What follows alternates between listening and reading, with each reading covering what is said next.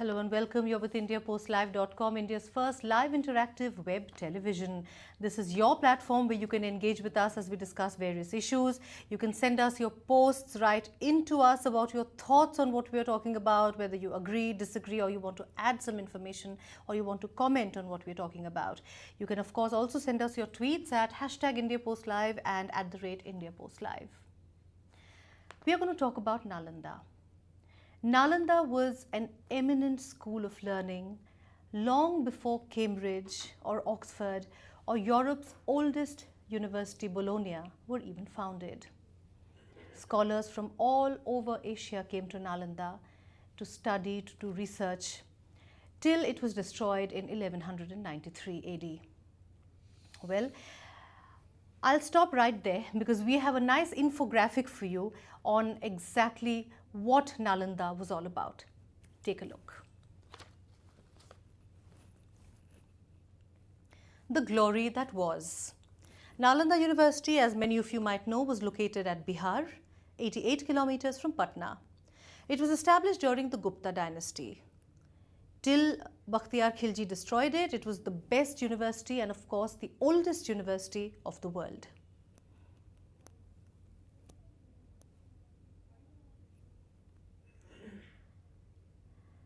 Chinese pilgrim Huan-Tsang, he in fact wrote about the Nalanda University, and that is how we have some knowledge about it. He wrote about it in his writings when he visited the university. 10,000 students and 2,000 teachers were there in the university at that time. Students were there from all over the world, especially Asia, Korea, Japan, China, Tibet, Indonesia, and Persia. The admission process of the university was very strict. They had to go through different tests, the aspirants, to prove their quality. The university was large. It covered about 14 hectares. It had 10 temples, classrooms, meditation centers, and of course a huge library. Even today, people get surprised by the architecture. Library of the Nalanda University was divided into 3 buildings: Ratnasagar, Ratnadadhi, and Ratnaranjaka. Ratnasagar was a 9-storied building.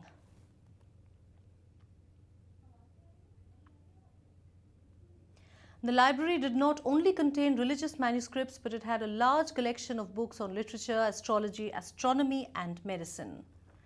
And you can understand the vastness of the library that it took 3 months to burn when the Turkish invaders set fire to it.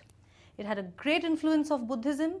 Many Buddhists taught at Nalanda, and it is also believed that Lord Buddha himself visited and stayed at the university several times. So, as you all are aware, the university is being revived after 800 years, after more than 800 years. In fact, this endeavor is being led by a group of statesmen and scholars under the leadership of Amartya Sen. He's a Nobel Prize winner economist, and he's the chancellor of the Nalanda University. And the aim is to revive Nalanda into a top grade residential university for scholars and researchers from around the world. Take a look at this audiovisual. After a 800-year hiatus, the world's most ancient international centers for learning has reopened. The revived Nalanda University, which had received over 10,000 applications from across the globe, began its academic session on Monday. Only 2 courses, the School of Ecology and Environmental Studies and the School of Historical Studies, have been introduced, and there are 7 faculty members and 15 students. The construction of the university is underway around 12 kilometers from the site of the ancient school in Bihar, which began in the 6th century till it was ransacked by Turk invaders in 1193. It is said that the library of Nalanda University was so vast that it burned for 3 months after the invaders set fire to it. The university, when completed in 2020, will eventually have 7 schools, all for postgraduate and doctoral students, offering courses in science, philosophy and spirituality, and social sciences. Names like former President of India Dr. APJ Abdul Kalam and Nobel laureate Amartya Sen are closely associated with the reviving of the university. Australia, Cambodia, Singapore, Brunei, New Zealand, Laos, Myanmar, and China are also key players in the revival of the university. Well, needless to say, not just Indians but people from across the globe are excited about the reopening and the revival of the famous Nalanda University after 800 years. It has received a lot of attention even on social media. We are bringing you some tweets on what people have said regarding the reopening of the university. Okay, those who refuse try to relearn. A really special day for India. First university of the world, Nalanda, reopening after 800 years. So proud. New idea. No buildings, no university, no campus. You just walk around town and the teacher will accost you at various random places. Okay. Just shows where India as a society stands today. Pint-sized in front of the glory, understanding and depth of the historic India. The shift of knowledge centers from east. All right, I couldn't read that. Nalanda is back, baby. Cheers to education. Hope you do not get stuck in the same web of rote learning as the rest of India. Okay, huge expectations from that university. As said earlier, all the best. Remarkable undertaking. I look forward to seeing it become real, inshallah, says Meher Tarar, journalist from Pakistan. Okay, so those were some reactions. Definitely people are reacting. I loved what someone said about being accosted by the teacher because it's all out in the open. That particular person used to run away from teachers like many of us did. All right, so those were reactions. I'm joined online now by Professor Sudhir Pawar. Sudhir sir is a professor of the Lucknow University and he joins us to give us his views on the reopening of the university. Sir, welcome to India Post Live. Thank you so much for talking to us. Sudhir sir? Can you hear me, Professor? Okay, I think we have a problem with the connection there from Lucknow. We'll try and get back to Professor Sudhir Pawar. I believe we also had another participation request. Like I said, if you want to talk to us, all you have to do is hit the participation request and we will definitely get back to you and you can join us live on the conversation. And to participate, all you have to do is log on to indiapostlive.com and you can talk to us. Okay, but let's move on till we get Professor Pawar, and also we had a participation request just before the show started. We're trying to connect to that person as well. Now, the question we are asking is that the standard of education in Bihar has been of some concern. Will the revival of the Nalanda University give some impetus to the standard of education in Bihar? All of you will remember that former Chief Minister Nitish Kumar had in fact emphasized on the need to increase the quality of education, and he had launched several initiatives as recently as last year. Now, we spoke to several people from Bihar on their thoughts on the quality of education there. Let's take a look at what people have had to say. यहाँ पर सिर्फ लोग अपने पगार उठाने आते हैं। कहावत नहीं है, सूट बूट में आया कन्हैया बैंड बजाने को, तो वो सूट पहन कर आते हैं और वापस कार से अटेंडेंस बनाते हैं और चले जाते हैं। इतना धांधली है, इतना करप्शन है यहाँ बिहार यूनिवर्सिटी में हो, मगध यूनिवर्सिटी में हो या पटना यूनिवर्सिटी, किसी यूनिवर्सिटी में बहुत ज़्यादा धांधली है। घूस दे के लोग यहाँ पे आगे बढ़ते हैं, छात्र यहाँ के प्रिंसिपल पैसा लेता है, वीसी पैसा लेता है, तब जाके यहाँ पे एडमिशन होता है।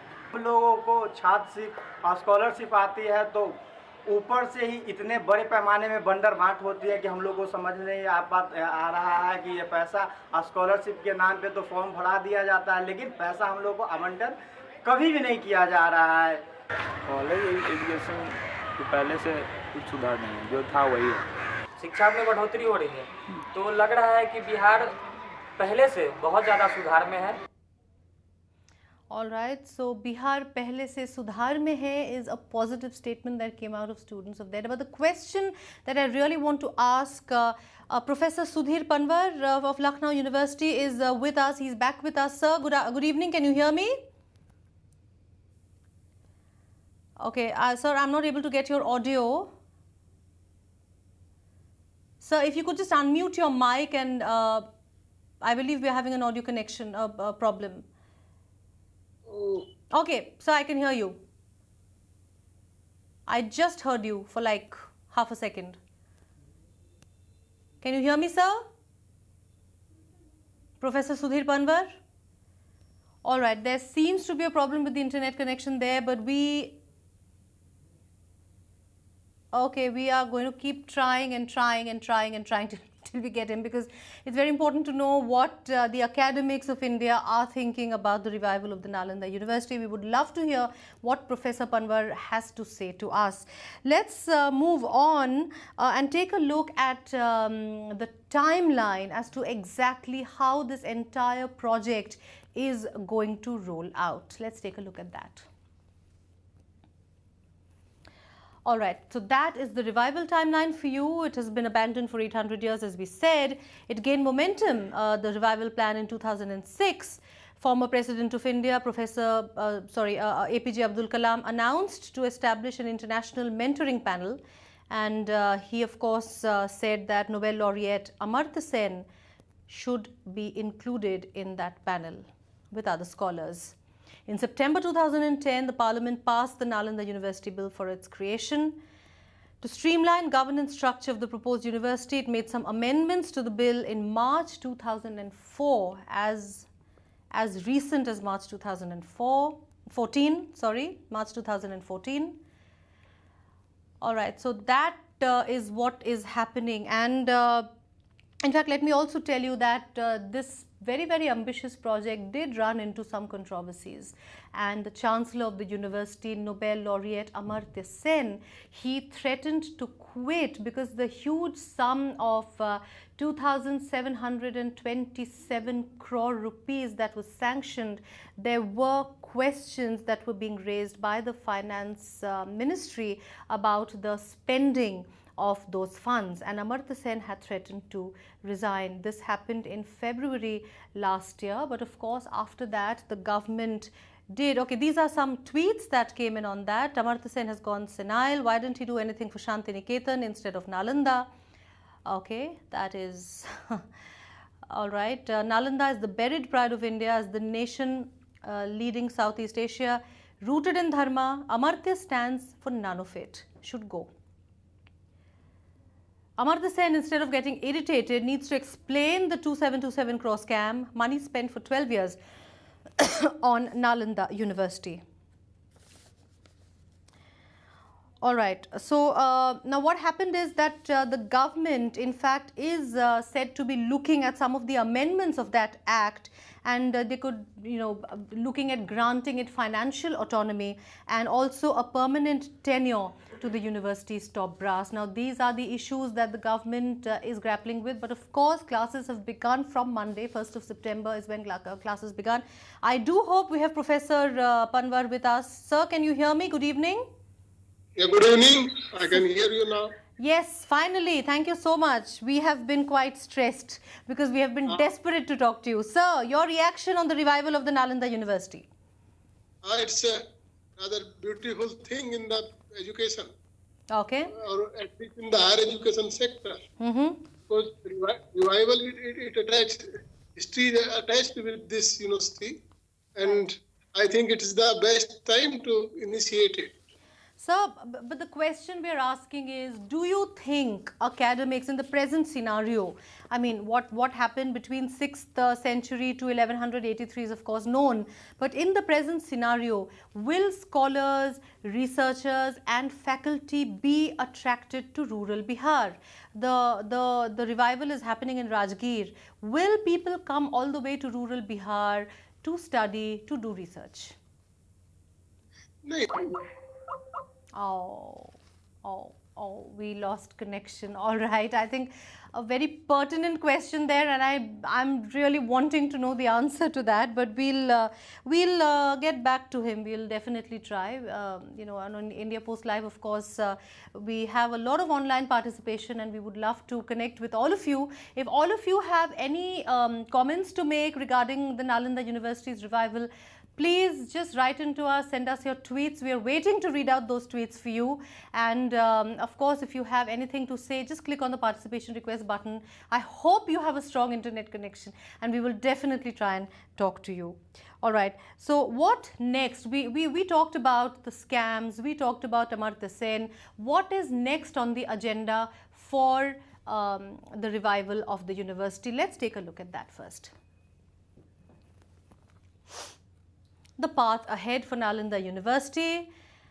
Of course, the idea is to recreate the intellectual rigor of the old school. A full-fledged residential campus is being developed, which is 12 kilometers from the site of the ancient university. It will be spread over 455 acres. There will be 7 schools initially: historical studies, ecology and environment, which has already begun, Buddhist studies, philosophy and comparative religions, linguistics, international relations and peace studies, information science and technology, and economics and management.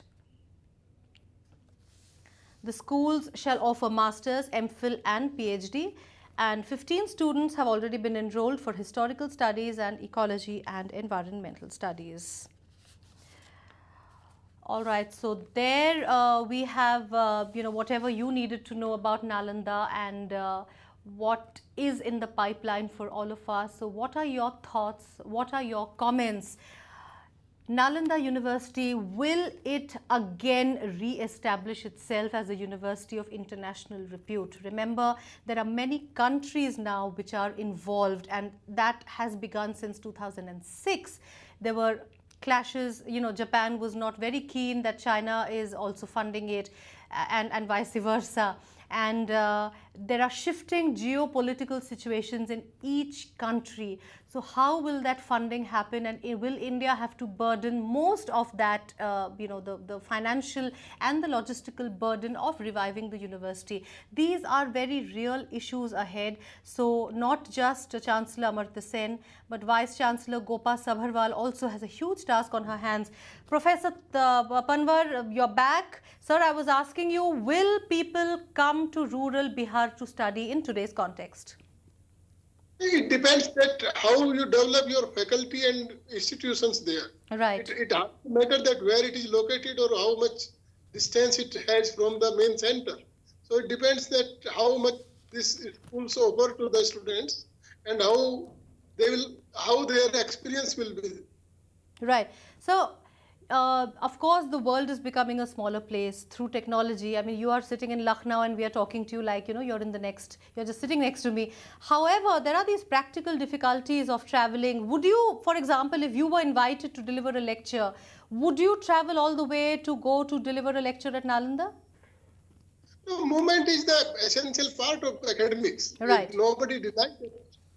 Right. So it hardly matters for the academics, and if you have some passion for the education, then you have to travel. We all travel to remote places to share our experience in researches and other academics experience. So, because a lot of skeptics have asked the question of the location of rural Bihar, and also because of the whole magnanimity of the project, the huge manner in which it is being planned, people have admitted that yes, the concept is grand, but the implementation might not be that easy. Now, there is a plan of completing the entire project by 2020. Do you see that happening, sir? How optimistic are you?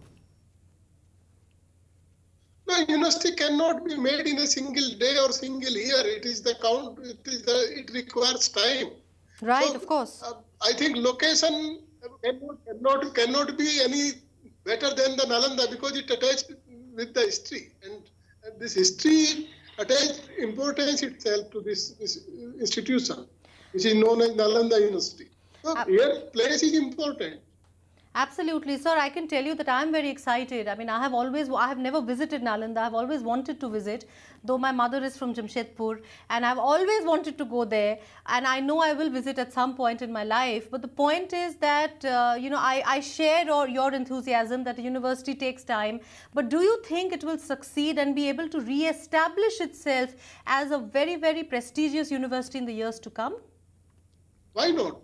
I'm optimistic about it. We have developed the brand. We have developed this IIT, IIM, and where international students are taking education. So we can develop any institution. There is no dearth of academics here. There is no dearth of money now. So where is the problem? I don't think that there is any problem there. All right. No, despite all those, questions being raised and Amartya Sen threatening to resign and where are the 27 crore rupees and all of that, those issues have also cropped up, which are not pleasant issues as far as academia is concerned. And these are the initial hiccups, and it happened everywhere. Right. This is not the exception. But it depends that how we will proceed now. Sir, any one last comment from you? How should India work towards developing its university systems? Actually, we have to infuse the ancient ethos with modern science and our Indian experience there in administration as well as in science and metallurgy. So Right. we have to synergize the past with the present knowledge. And I am happy that these schools which are planned there, they have the synthesis. Great. Synergize the past with the present is what Professor Sudhir Panwar is telling us to do. Thank you so much, Professor Panwar, for joining us. It was great having you. And your optimism is, trust me, very, very infectious.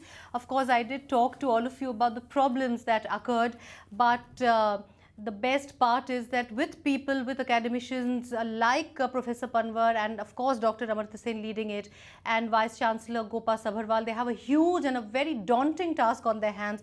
Classes have begun, but we do hope that Nalanda University becomes another very prestigious university for the whole world to see. Thank you so much for all of you, to all of you for watching. Your comments, your video comments, your posts and your tweets are awaited. Goodbye.